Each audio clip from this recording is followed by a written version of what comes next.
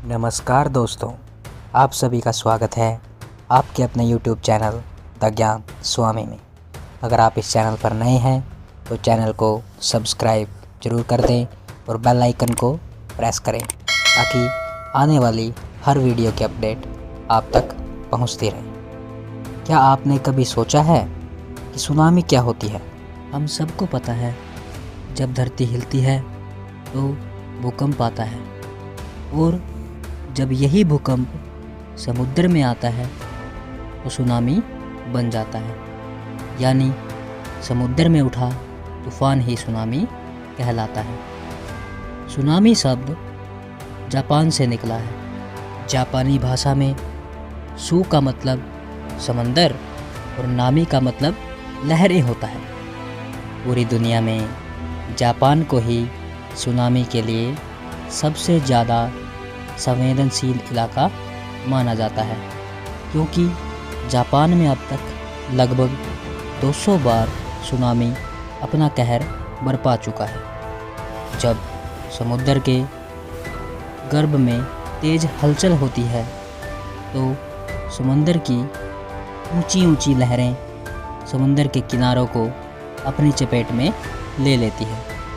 हालांकि जब समुद्र में ज्वार आता है तो भी समुद्र में ऊंची ऊंची लहरें उठती हैं। समुद्र में ज्वार आने की वजह चाँद, सूरज और बाकी ग्रहों के बीच गुरुत्वाकर्षण का प्रभाव होता है, लेकिन सुनामी की वजह गहरे समुद्र पर भूकंप का असर ही होता है।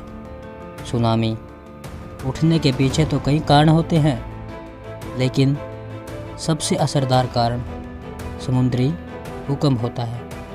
इसके अलावा ज़मीन धंसने, ज्वालामुखी फटने, किसी तरह का विस्फोट या कभी कभी उल्कापात के कारण भी समुद्र के अंदर सुनामी आती है। सुनामी की लहरें दरअसल तरंगों की शक्ल में होती हैं।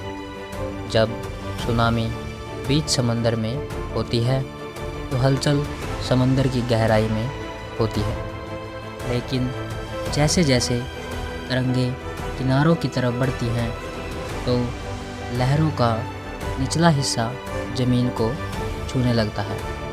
तब इनकी गति कम हो जाती है, लेकिन ऊंचाई बढ़ जाती है।